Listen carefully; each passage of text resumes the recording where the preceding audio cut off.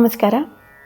Doctor DV. ಗುಂಡಪ್ಪನವರ ಮಂಕುತಿಮ್ಮನ ಕಗ್ಗದ 345ನೇ ಕಗ್ಗದ ಬಗ್ಗೆ ಒಂದಿಷ್ಟು ತಿಳಿಯುವ ಪ್ರಯತ್ನ. ಅಡಿಜಾರಿ ಬೀಳುವುದು ತಡವಿಕೊಂಡೇಳುವುದು, ಅಡಿಜಾರಿ ಬೀಳುವುದು ತಡವಿಕೊಂಡೇಳುವುದು.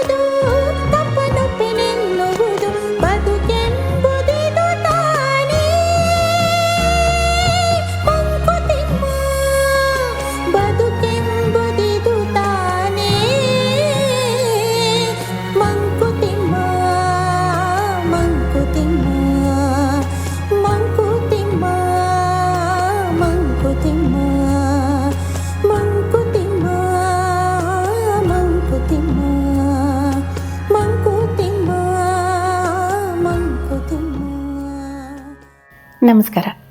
Doctor DV. ಗುಂಡಪ್ಪನವರ ಮಂಕುತಿಮ್ಮನ ಕಗ್ಗದ 345ನೇ ಕಗ್ಗದ ಬಗ್ಗೆ ಕೊಂಚ ತಿಳಿಯುವ ಪ್ರಯತ್ನ ಮಾಡೋಣ.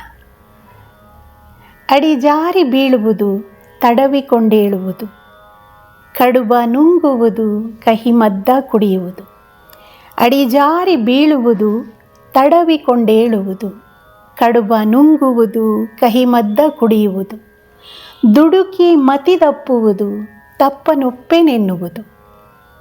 ಬದುಕೆಂಬುದಿದು ತಾನೇ ಮಂಕುತಿಮ್ಮ. ಅಡಿಜಾರಿ ಬೀಳುವುದು, ಒಂದೇ ಕಡೆ ಕೂತ್ಕೊಂಡಿದ್ರೆ ಬೀಳುವ ಅವಕಾಶಗಳು ಬಹಳ ಕಡಿಮೆ. ಆದರೆ ನಡೆಯುವವರು ನಡೆಯುವಾಗ ನಡೆಯುವುದೆಷ್ಟು ಸಹಜವೋ ಬೀಳೋದು ಕೂಡ ಅಷ್ಟೇ ಸಹಜ. ಒಂದು ಪುಟ್ಟ ಮಗು ನಡೆಯೋದನ್ನು ಕಲಿಯುವಾಗ 100 ಬಾರಿ ಬೀಳುತ್ತೆ. ಹಾಗಂತ ಯಾರೂ ಬೇಕಂತಾನೆ ಬೀಳೋದಕ್ಕೆ ಇಷ್ಟಪಡಲ್ಲ. ಬಿದ್ದರೆ ಎಷ್ಟು ಬಾರಿ ನೋವು ಆಗ್ಬೋದು. ಬೇಕಂತಾನೆ ನೋವನ್ನು ಅನುಭವಿಸೋದಕ್ಕೂ ಯಾರೂ ಇಷ್ಟಪಡೋದಿಲ್ಲ. ಈ ಬೀಳುವಿಕೆ ಶಾರೀರಿಕವಾಗಿಯೇ ಆಗಬೇಕಂತೇನಿಲ್ಲ. ನಾವು ಜೀವನದಲ್ಲಿ ಎದುರಿಸುವಂತಹ ಕಾಣುವಂಥ ಸೋಲುಗಳು ಕೂಡ ಬೀಳುವಿಕೆಗಳೇ. ಎಷ್ಟೋ ಬಾರಿ ನಾವು ಬಹಳ ನಿರೀಕ್ಷೆ ಇಟ್ಕೊಂಡು ಬಹಳ ದೊಡ್ಡ ಕೆಲಸವನ್ನು ತುಂಬ ಶ್ರದ್ಧೆಯಿಂದ ಪ್ರೀತಿಯಿಂದ ಮಾಡ್ತಾ ಇರ್ತೀವಿ. ದೊಡ್ಡದಾಗಲಿ ಸಣ್ಣದಾಗಲಿ ಒಂದು ಕೆಲಸವನ್ನು ತುಂಬ ನಿರೀಕ್ಷೆ ಇಟ್ಕೊಂಡು ಮಾಡ್ತಾ ಇದ್ದಾಗ ಅದರಲ್ಲಿ ನಾವು ಯಶಸ್ವಿ ಆಗದೇ ಇರ್ಬೋದು. ಅದು ನಮ್ಮ ಬೀಳುವಿಕೆ. ಆದರೆ ಈ ರೀತಿ ಸೋಲಾದಾಗ ಮತ್ತೆ ಗೆಲುವಿನತ್ತ ಹೆಜ್ಜೆ ಇಡೋದಕ್ಕೆ ಮರಳಿ ಪ್ರಯತ್ನವನ್ನು ಮಾಡ್ತೀವಿ. ಅಡಿಜಾರಿ ಬೀಳುವುದು ತಡವಿಕೊಂಡೇಳುವುದು. ಮುಂದಿನ ಸಾಲು, ಕಡುಬ ನುಂಗುವುದು ಕಹಿಮದ್ದ ಕುಡಿಯುವುದು. ಕಡುಬ ನುಂಗುವುದು ಅಂತ ಹೇಳಿದ್ದಾರೆ. ಡಿ ವಿ ಜಿಯವರು ಕಡುಬನ್ನು ತಿನ್ನೋದು ಅಂತ ಹೇಳಿಲ್ಲ. ನುಂಗೋದು ಅಂತಂದಾಗ ಅದು ಮನುಷ್ಯನ ಮನೋನಿಗ್ರಹಕ್ಕೆ ಒಂದು ಸವಾಲು. ಎರ್ರಾಬಿರ್ರಿ ತಿನ್ನೋದು, ಶಿಸ್ತು ಸಮಯ ಸಂಯಮ ಯಾವುದೂ ಇಲ್ಲದೆ ಹೊತ್ತು ಗೊತ್ತಿಲ್ಲದೆ ಅಂತ ಹೇಳ್ತಾರಲ್ಲ, ಹಾಗೆ ತಿನ್ನೋದು, ಹೊತ್ತಲ್ಲದ ಹೊತ್ತಿನಲ್ಲಿ ತಿನ್ನೋದು. ನೀವು ಗಮನಿಸಿರ್ಬೋದು, ಎಷ್ಟೋ ಬಾರಿ ನಮ್ಮ ಮನೆಗಳಿಗೆ ಮಧ್ಯಾಹ್ನ ಊಟದ ಹೊತ್ತಿನಲ್ಲಿ ಯಾರೋ ಪರಿಚಯಸ್ಥರು ಸ್ನೇಹಿತರು ನೆಂಟರಿಷ್ಟರು ಯಾರಾದ್ರು ಬಂದರೆ ನಾವು ಪ್ರೀತಿಯಿಂದ ಸಿಹಿ ತಿಂಡಿನ ಏನಾದರೂ ಕೊಟ್ಟರೆ ಅವರು ತುಂಬ ನಯವಾಗಿಯೇ ಅದನ್ನು ನಿರಾಕರಿಸ್ತಾರೆ. ಅಥವಾ ಒಂದು ಕೊಂಚ ತುಣುಕದರಿಂದ ತೆಗೆದು ತಿಂದ್ಕೊಂಡು, ಇಲ್ಲಮ್ಮ ಊಟದ ಹೊತ್ತು ನಾವು ಮನೆಗೆ ಹೋಗಿ ಊಟ ಮಾಡ್ತೀವಿ ಅಂತ ಹೇಳ್ತಾರೆ. ತಮಗೆ ಬೇಕಾದಷ್ಟು ಮಾತಾಡಿಕೊಂಡು ಹೊರಡ್ತಾರೆ. ಆದರೆ ಇನ್ನೊಂದು ರೀತಿಯಲ್ಲೂ ಜನ ಇರ್ತಾರೆ. ಅವ್ರ ಮನಸ್ಸಿಗೆ ಯಾಕೆ ಬೇಸರ ಮಾಡೋದು ಅಂಥೇಳಿ ಸಿಹಿ ತಿಂಡಿಗಳಾಗಿರಲಿ ಏನೇ ಇರಲಿ ಕೊಟ್ಟರೆ ಅದನ್ನು ತಿಂತಾರೆ.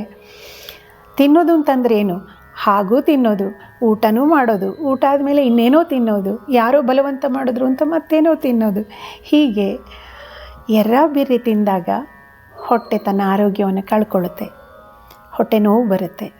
ನಮ್ಮ ಶರೀರದ ಒಳಭಾಗದಲ್ಲಿರುವಂಥ ಈ ಕರುಳುಗಳಿರ್ಬೋದು, ಹೃದಯ ಇರ್ಬೋದು, ಇದೆಲ್ಲ ಒಂದು ಯಂತ್ರಗಳ ಹಾಗೆ ಹುಟ್ಟಿನಿಂದ ಇಲ್ಲಿಯವರೆಗೆ ಸದಾ ಕೆಲಸ ಮಾಡ್ತಾ ಇರುವಂಥ ನಮ್ಮ ದೇಹದಲ್ಲಿರುವಂತಹ ಯಂತ್ರಗಳು ಅಂತ ನಾವು ಹೇಳ್ಬೋದು.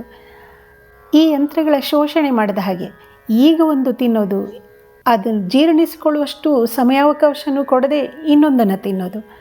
ಹಾಗೆ ಮಾಡಿದಾಗ ಏನಾಗುತ್ತೆ? ಹೊಟ್ಟೆ ನೋವು ಬರುತ್ತೆ. ಹೊಟ್ಟೆ ನೋವು ಬಂದಾಗ ಕಹಿಮದ್ದ ಕುಡಿಯುವುದು. ಅದನ್ನು ಶಮನಗೊಳಿಸೋದಕ್ಕೋಸ್ಕರ ನಾವು ಔಷಧಿನ ಕುಡಿಬೇಕಾಗತ್ತೆ. ಡಿ ವಿ ಜಿಯವರು ಕಹಿಮದ್ದು ಅಂತ ಹೇಳ್ತಾರೆ.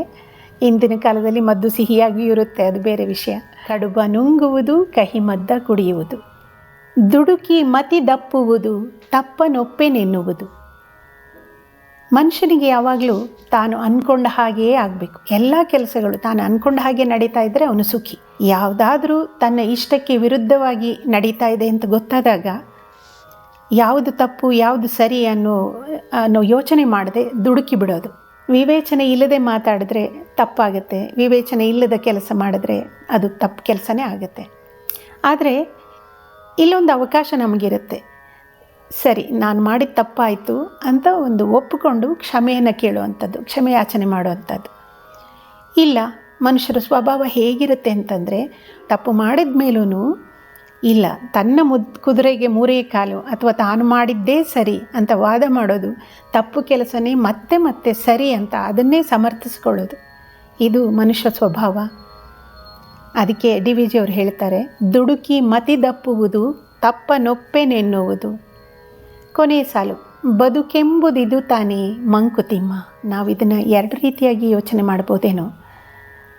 ಅಡಿಜಾರಿ ಬೀಳೋದು, ತಡವಿಕೊಂಡೇಳೋದು. ನಡೆಯೋರು ಬಿದ್ದಾಗ ಯಶಸ್ಸಿನತ್ತ ಮರಳಿ ಯತ್ನವನ್ನು ಮಾಡಬೇಕು ಅನ್ನೋದು ಒಂದು. ಕಡುಬ ನುಂಗುವುದು, ಕಹಿಮದ್ದ ಕುಡಿಯುವುದು ಅಂದಾಗ ಸರಿಯಾದ ಕ್ರಮದಲ್ಲಿ ನಾವು ಆಹಾರವನ್ನು ತೆಗೆದುಕೊಂಡು ನಮ್ಮ ಆರೋಗ್ಯವನ್ನು ನಾವು ಕಾಪಾಡಿಕೊಳ್ಬೇಕು ಅನ್ನೋದು. ದುಡುಕಿ ಮತಿದಪ್ಪುವುದು ತಪ್ಪನೊಪ್ಪೆನೆನ್ನುವುದು ಅಂದಾಗ ಯಾವುದಾದ್ರು ಒಂದು ಸವಾಲು, ಸಂದರ್ಭ, ಸಮಸ್ಯೆಗಳು ಎದುರಾದಾಗ ಸಮಾಧಾನಕರವಾಗಿ ಅದನ್ನು ಯೋಚನೆ ಮಾಡಿ ಅದಕ್ಕೊಂದು ಪರಿಹಾರವನ್ನು ಕಂಡುಕೊಂಡು ಆ ರೀತಿ ನಾವು ನಡೆದುಕೊಳ್ಬೇಕು ಹೊರತು ದುಡುಕಿ ಮತಿದಪ್ಪಿ ಮಾತಾಡೋದು, ಅದರ ಮೇಲಿಂದ ತಪ್ಪನೊಪ್ಪೆ ಎನ್ನುವುದು ಈ ರೀತಿಯಾಗಿ ಮಾಡಬಾರ್ದು ಅನ್ನೋದನ್ನು ಡಿ ವಿ ಜಿ ಅವರು ಹೇಳ್ತಾರೆ. ವಿವೇಚನೆಯಿಂದ ನಮ್ಮ ಜೀವನವನ್ನು ನಾವು ನಿಭಾಯಿಸಬೇಕು ಅನ್ನೋದು ಡಿ ವಿ ಜಿ ಅವರ ಈ ಒಂದು ಕಗ್ಗದ ಒಳಧ್ವನಿ ಇರ್ಬೋದು. ಇನ್ನೊಂದು ರೀತಿ ಆಧ್ಯಾತ್ಮಿಕ ದೃಷ್ಟಿಯಿಂದಲೂ ನೋಡಿದಾಗ ಜೀವನದಲ್ಲಿ ಸೋಲಾಯಿತು ಅಂತ ಕೊರಗಬೇಕಾದ್ದಿಲ್ಲ ಅಂತ ಡಿ ವಿ ಜಿ ಅವರು ಹೇಳ್ತಾರೆ. ಬದುಕೆಂಬುದಿದು ತಾನೇ ಕೇವಲ ಕ್ಷಣಗಳ ಬದುಕು, 2 ದಿನದ ಬದುಕು ಅನ್ನೋ ಹಾಗಿದೆ.